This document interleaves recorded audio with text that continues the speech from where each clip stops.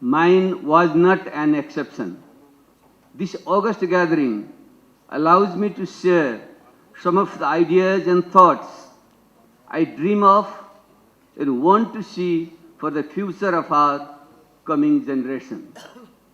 We are here not merely to discuss business.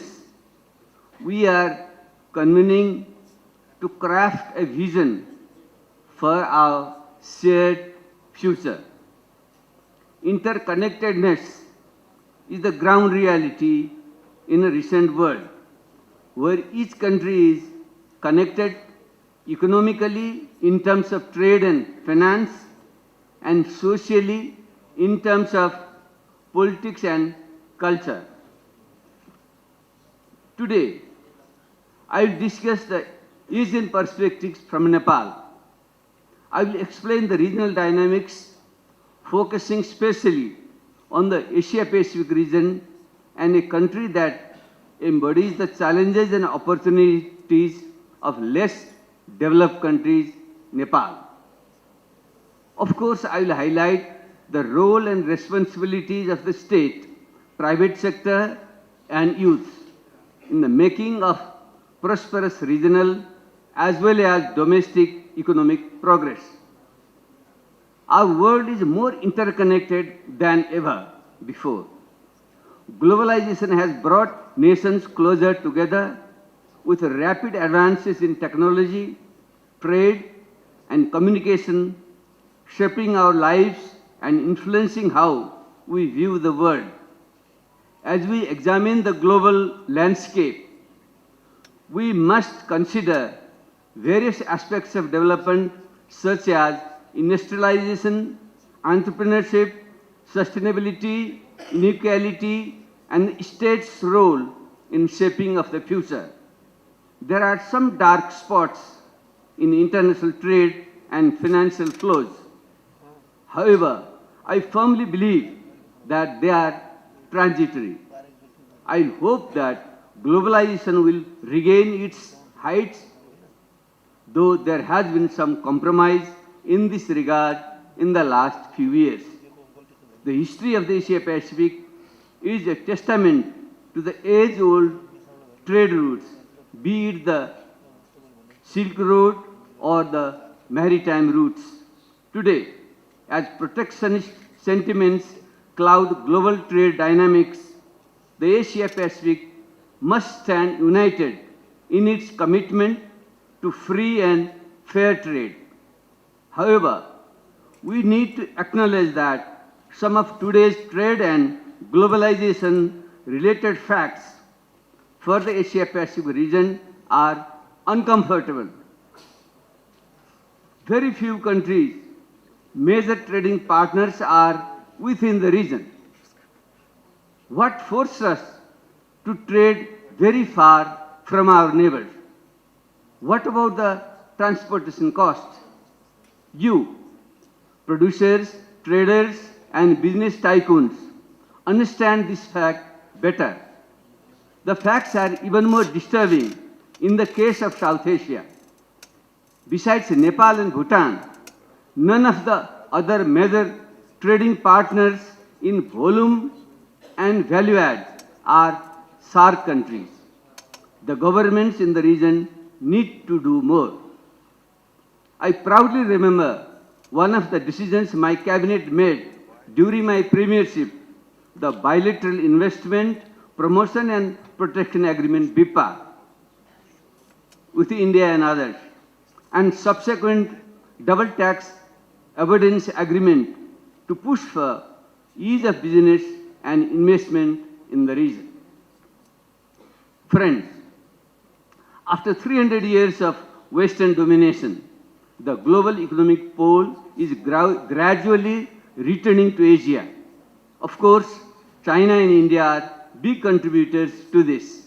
However, the rest of Asian countries also have unique stories and trajectories of growth.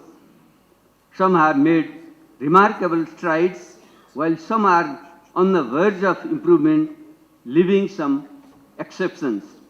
The Asia-Pacific region stands at the forefront of economic growth and change. its diverse culture, economies, and political system paint a complex picture. The collective rise of countries in this region has had a profound impact on the global stage, making it crucial to examine their unique trajectories. The market size available for domestic or regional consumption and the younger population which is more productive is the strength of this region that needs to be harnessed. The state-to-state economic cooperation can be complemented by business-to-business collaboration.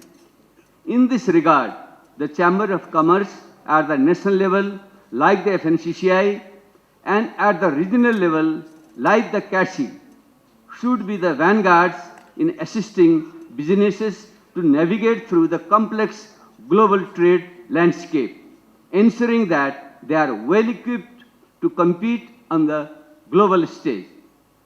Chambers can offer mediation, digitize processes to ease doing business, and connect SMEs through networking and business matching opportunities. We share common language, culture, and economic fortunes. This is the right time to act, and the private sector can lead the path in this venture.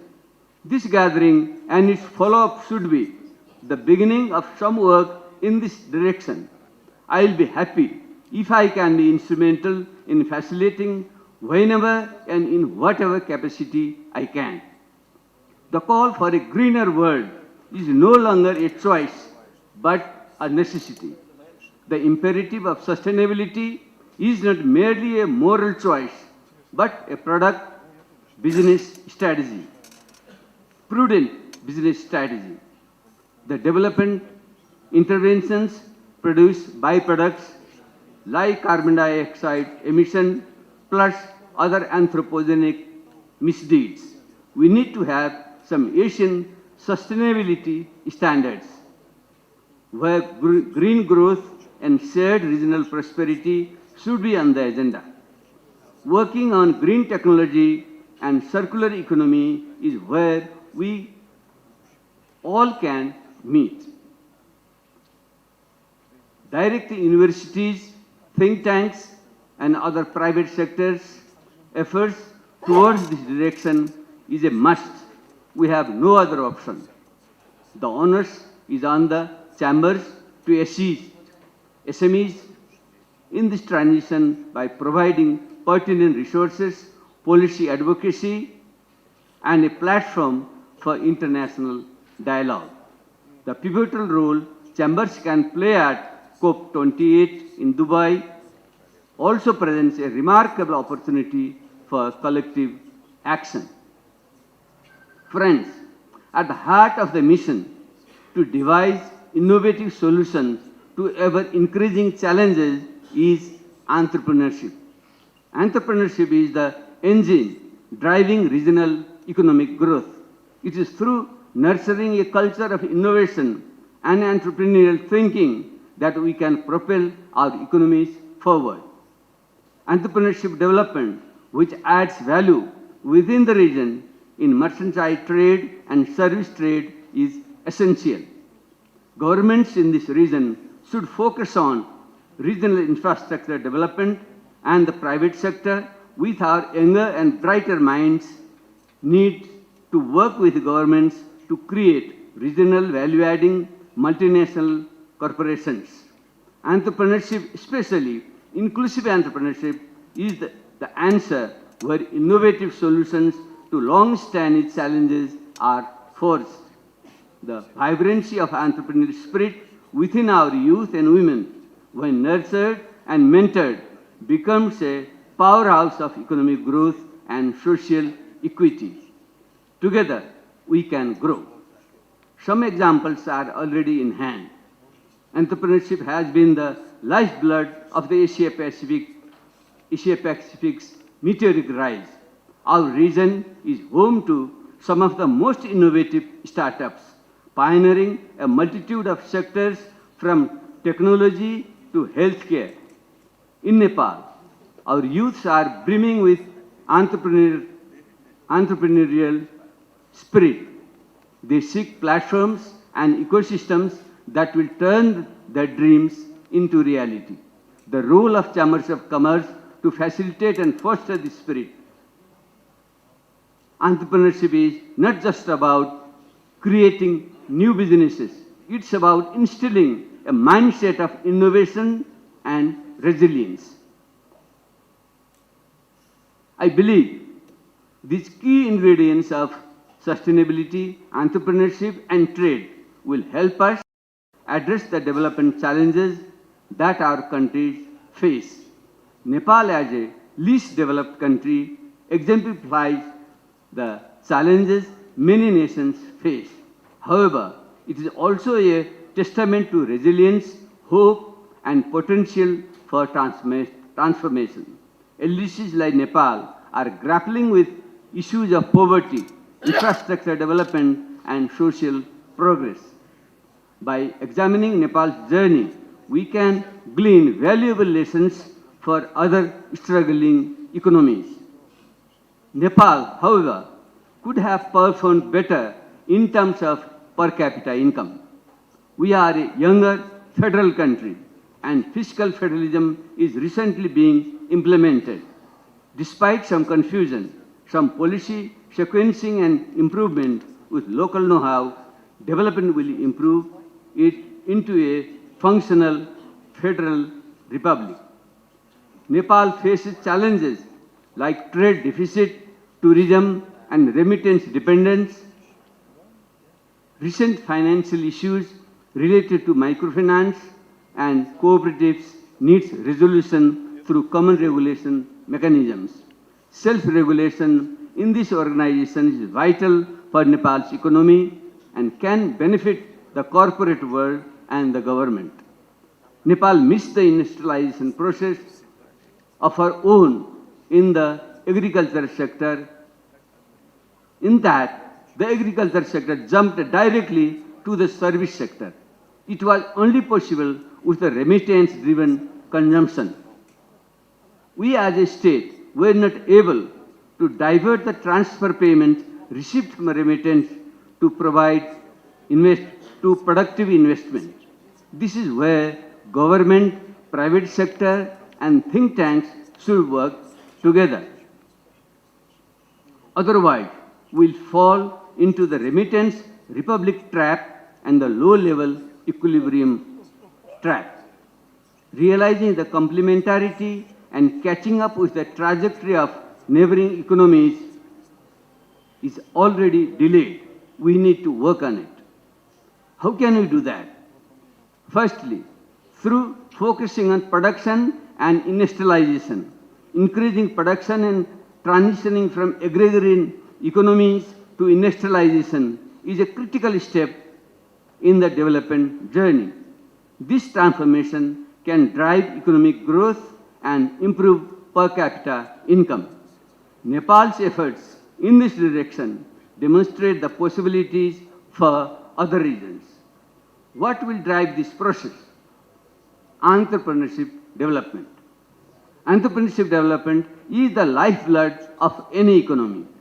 In lagging countries and regions, fostering an entrepreneurial mindset, providing training, and creating an enabling environment for entrepreneurs is essential.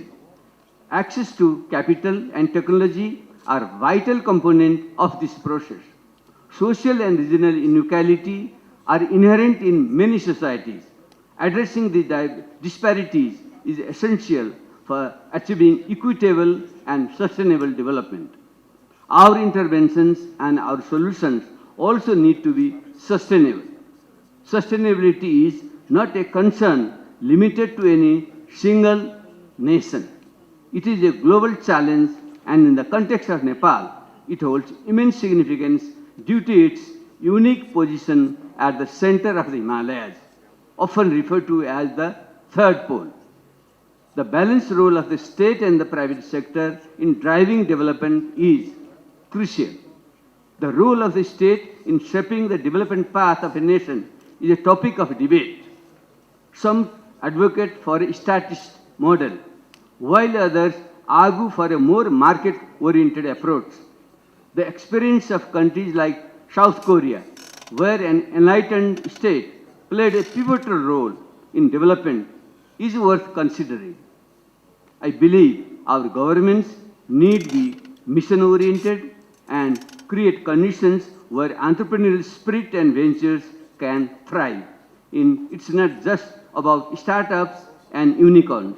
It's about nurturing a mindset that looks at challenges as opportunities. Across our nation, from the bustling streets of Kuala Lumpur to the beautiful valley of Kathmandu, there are stories awaiting to be told, innovations awaiting to be discovered. However, for our entrepreneurs to thrive, they need more than just capital. They need education, mentorship, and most importantly, an ecosystem that celebrates failures as much as successes. That is where the Chamber of Commerce can play a defining role.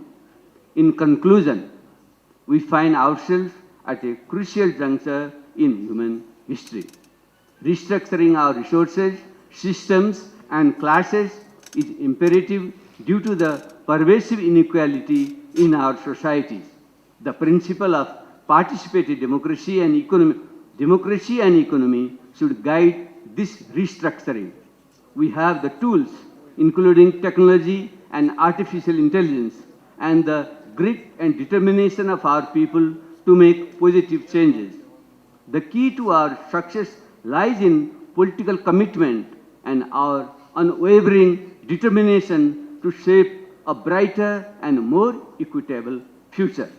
In this journey towards a better world, it is our collective responsibility to work towards a more inclusive, sustainable, and prosperous global society. Let us embrace the challenges and opportunities before us with hope and determination, knowing that together we can create a brighter future for all. I sincerely thank the FNCCI and CASI for orchestrating such an insightful platform, and I am looking forward to the fruitful discussions and actionable insights that will emerge from this conference. Thank you.